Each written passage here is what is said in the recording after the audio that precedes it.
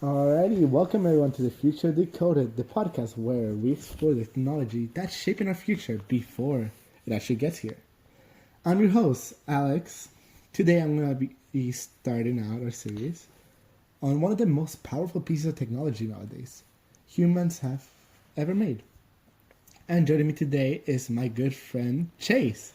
Hey everybody, and before we start, I want it on record that when Alexander first told me he was doing a podcast about supercomputers, I imagined a giant laptop wearing a cape. Honestly, that's not the worst description I've ever heard. Thank you, I worked very hard on that image. So, let's get started with the most basic question. What is a supercomputer? Most people heard the word and think it's just some really expensive gaming PC. Wait, it's not? No! A gaming computer might have powerful processors, but a supercomputer has thousands of processors working together at the same time. Imagine trying to move a mountain. A normal computer is one person with a shovel. A supercomputer is an entire army with bulldozers. Okay, that's actually a pretty good comparison. These machines are designed to solve problems that would take normal computers years, decades, or even sometimes centuries. One of the most powerful supercomputers in the world today is called Frontier. It can perform over 1 quintillion calculations every second. You lost me after a trillion. Honestly, me too. At some point, the numbers become less math, more emotional damage. So what are these machines actually doing? Like, nobody wakes up and says, you know what? I need a quintillion calculations today. Fair point. Supercomputers are mostly used for really complicated simulations and predictions. For example, weather forecasting. Every time you check the weather app, there's a good chance a supercomputer helped out create that forecast. So when it says 0% chance of rain and I get soaked walking home, You can blame science. perfect. Continue. Science also uses supercomputers to study climate change, disease, genetics, engineering, and even space exploration. Basically, whenever there's a problem too big for a normal computer, supercomputers get involved. Okay, but your research paper wasn't just about computers. It was about decision making. What's the connection? That's where things get a little interesting. Every major decision depends on information. The better the information, the better the decision. Imagine you're the mayor of a city, and a hurricane is heading your way. You need to decide whether to evacuate thousands of people. That's a huge decision. Supercomputers can analyze weather patterns, wind speeds, and ocean temperatures, and dozens of other varieties to help you predict what's going to happen. So instead of guessing, you're making decisions based on massive amounts of data. Exactly. Supercomputers reduce uncertainty. They help humans make more informed choices. That actually sounds amazing. Why isn't anyone talking about these things more? Because they're usually hidden behind scenes. People see the results without seeing the machine doing the work. Take healthcare. Research used supercomputers to analyze DNA sequences and study diseases, right? Instead of testing millions of possible treatments just to get one that works, supercomputers can simulate thousands or even millions of possibilities all at once. That's wild. So they can basically speed up medical research? Exactly. Some discoveries might take years, can happen much faster thanks to them. Thanks to them, they can process all that information simultaneously, helping out a lot of research. Alrighty. So these machines aren't just making life easier, they're potentially saving lives. Oh, 100%, man. Other sections of the world like business also use them. Companies can analyze things like customer behavior, shipping routes, market trends, and supply chains. Government uses them for national security and emergency planning for, let's say, a zombie apocalypse, you know? Even artificial intelligence depends heavily on them. Yes, the zombie part of the episode. We're saving the most of that for episode 2, don't worry.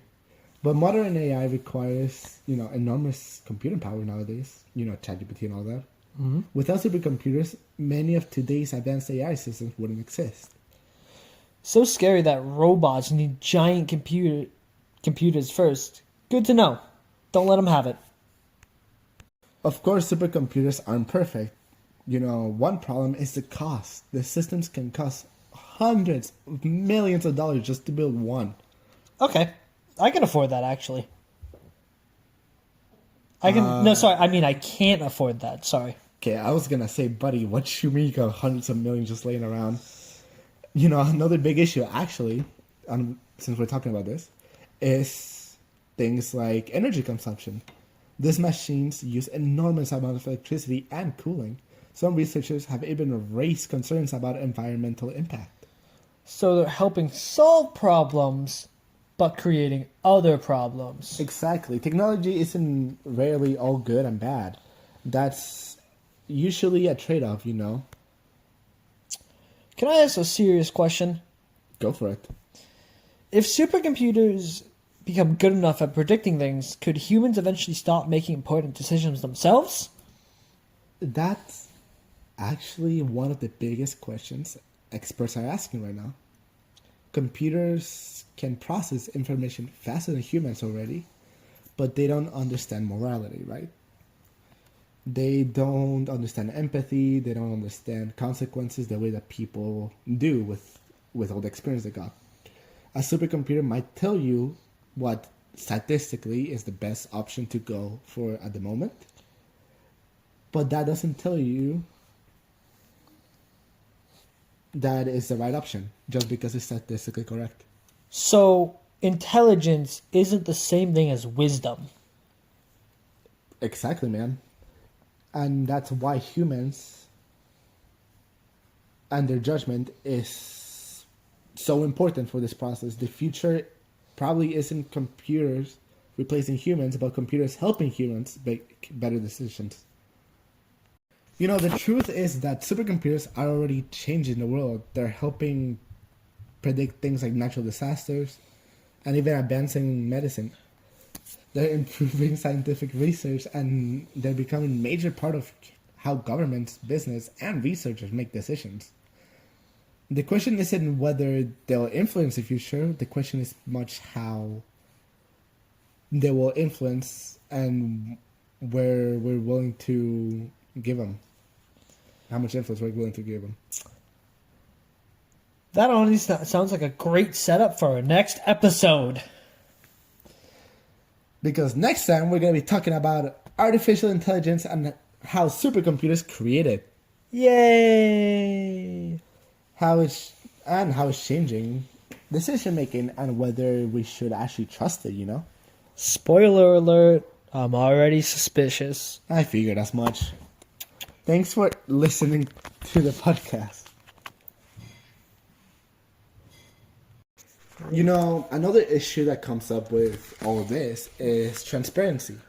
Sometimes even people who build advanced AI systems don't fully understand every decision that the AI makes, That sounds like an issue. Yeah, you don't say. It's a huge problem. Imagine being denied a loan. You ask why, and the answer is, we don't know. The algorithm just said no, bro. You're out of luck. Yeah, I'd have some questions. Researchers are also studying catastrophic events in AI-related technology, This doesn't mean things like killer robots like we've seen in the movies. Well, at least not necessarily. It means highly capable AI causing major problems because they weren't designed correctly or weren't properly controlled. So less Terminator, more accidental disaster. There you go, you get it. think about things like AI managing transportation, financial system, power grids, or even military technology. Like, let's go for air defense. If something like that happens and it goes wrong, it could cause major consequences. So, should we be afraid of AI? Personally, I don't think fear in AI would be the right choice.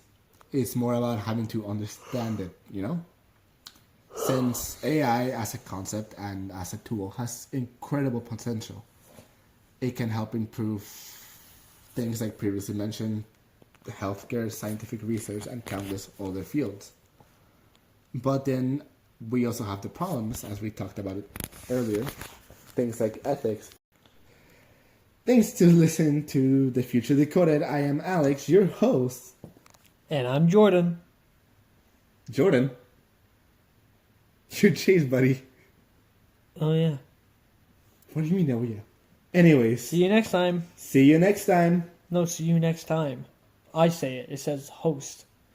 I'm the host. Buddy, you're not the host, I am. Yes, I am. I am the host.